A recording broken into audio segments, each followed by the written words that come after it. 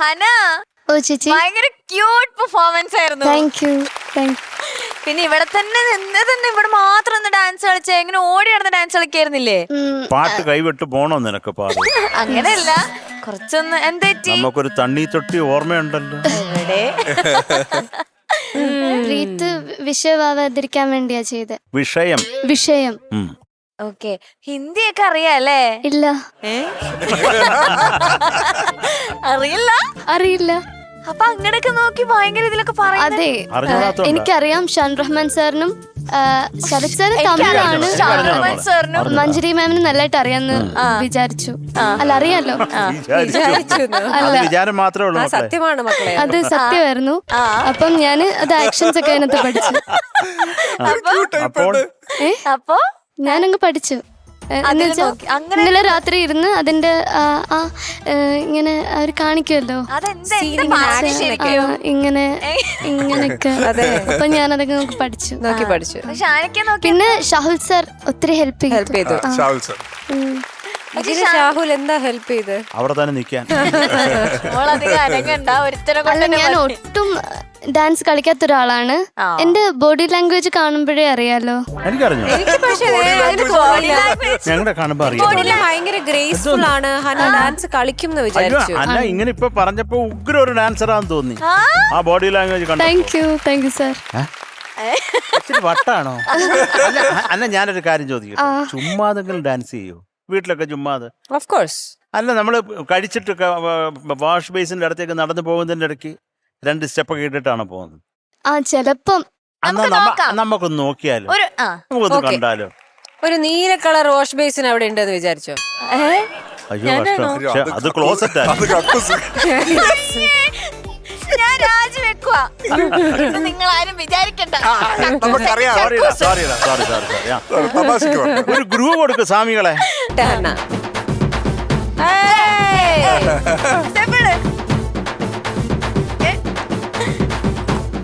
അനങ്ങോട്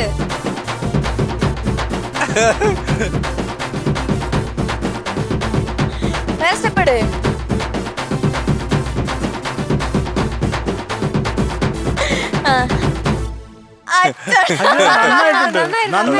അവള് വാഷ് ബേസിന്റെ ഇടയ്ക്കിങ്ങനെ വായിലോട്ടൊക്കെ കൈ പോകുന്നുണ്ട്. അല്ല, അന്ന നന്നായിരുന്നു കേട്ടോ. ഇതാ ആ നാണം എടുത്ത് ദൂരെ കളഞ്ഞു. നന്നായിട്ടുണ്ട്, നന്നായിട്ട് പാടി. Thank you sir. ഓക്കെ, ആരൊക്കെയാണ് ഇതിന്റെ ആൾക്കാരൊന്നും പറഞ്ഞേ? ഇത് ദിൽവാലെ ദുൽഹനിയ ലേ ജായെങ്കെ എന്ന് പറയുന്ന ഒരു സിനിമയിലെ പാട്ടാണ്. ഓ മൈ ഗോഡ്,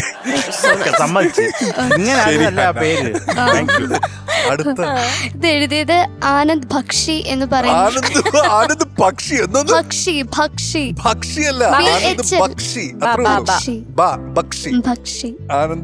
സാറാണ് എഴുതിയത്.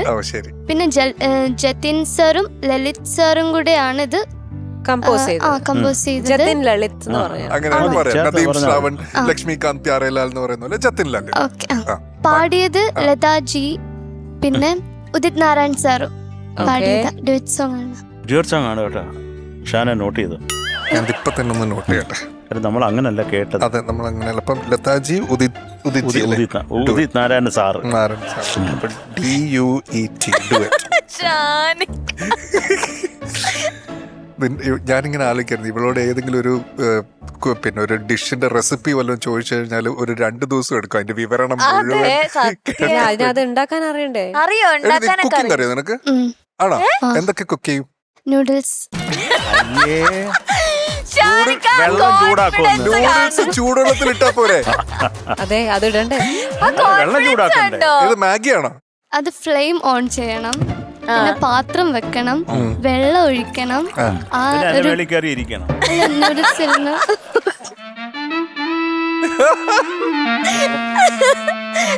ഞാനിങ്ങനെ ആലോചിക്കായിരുന്നു, എനിക്ക് ഓൾറെഡി ഒരു അനിയനുണ്ട്. ഒരു അനിയനും കൂടി ഉണ്ടായിരുന്നെങ്കിൽ ഇവളെ കെട്ടിച്ചു കൊടുക്കാമായിരുന്നു എന്നൊക്കെ ഞാനിങ്ങനെ ആലോചിച്ചതായിരുന്നു. ഇപ്പൊ നീ നൂഡിൽസ് ഉണ്ടാക്കുന്ന വിവരം അറിഞ്ഞപ്പോ തന്നെ ഞാൻ ആ തീരുമാനം അങ്ങ് മാറ്റി. എന്നും നൂഡിൽസ് കഴിക്കാന്ന് അനിയന്. ഓക്കെ, നൂഡിൽസ് അല്ലാതെ വേറെ എന്തെങ്കിലും അറിയോ പൊന്നിന്? എന്ത്? ബുൾസൈ. ചുമ്മാതല്ല മോളെ നീ ഒന്ന് ദേഹമാണെങ്കിൽ ഡാൻസ് ചെയ്യാതിരുന്നത്. വെള്ളം ചൂടാക്കും, നൂഡിൽസ് ഉണ്ടാക്കും, ഉത്സവം ഉണ്ടാക്കും, പിന്നെ കിടന്നുറങ്ങും. Such A sweet heart. അത് പറയണേട്ടപ്പോ ഞാൻ ചെന്നോ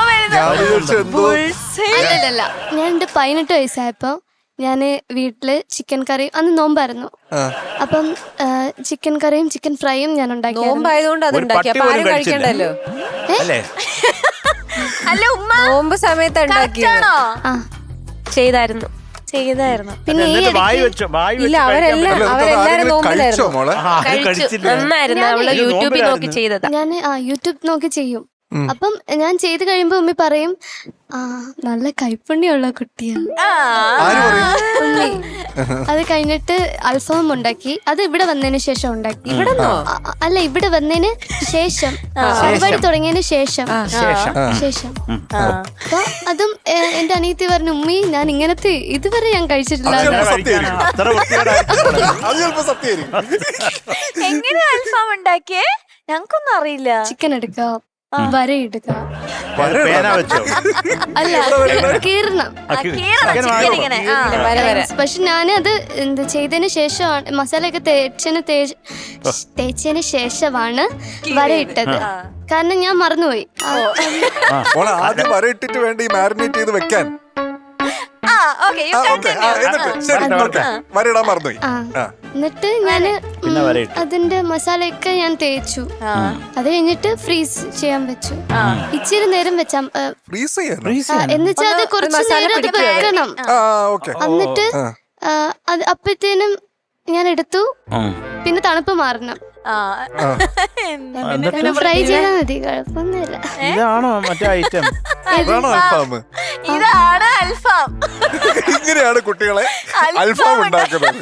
ഒരു ചിക്കൻ എടുക്കുക, അതിന്റെ മുകളിൽ എന്തെങ്കിലും മസാല വെക്കുക, ഷാൻ അതിന്റെ മുകളിൽ വരയ്ക്കണം ആദ്യം. വരയ്ക്കണം. എന്നിട്ട് അത് freeze ചെയ്യുക, അത് പുറത്തെടുക്കുക, അത് ഫ്രൈ ചെയ്യുക. അത്ര ഇത് നിങ്ങളുടെ മുമ്പിലിരിക്കുന്നത് സ്വാദിഷ്ടമായ അൽഫാം. തിന്ന് മരിച്ചോ? ഒരു മിനിറ്റ്, എടാ വിട്ടേക്ക്, നടക്കൂല. ഓ, അനിയനോട് പറഞ്ഞാണോ? സോറി, അനിയൻ പോയി കേട്ടോ. മോളെ നീ ഭാഗ്യക്കുറി എടുത്ത് അടിക്കും. സാരമില്ല. കൊഴപ്പില്ല. ഓക്കെ ഷാനി.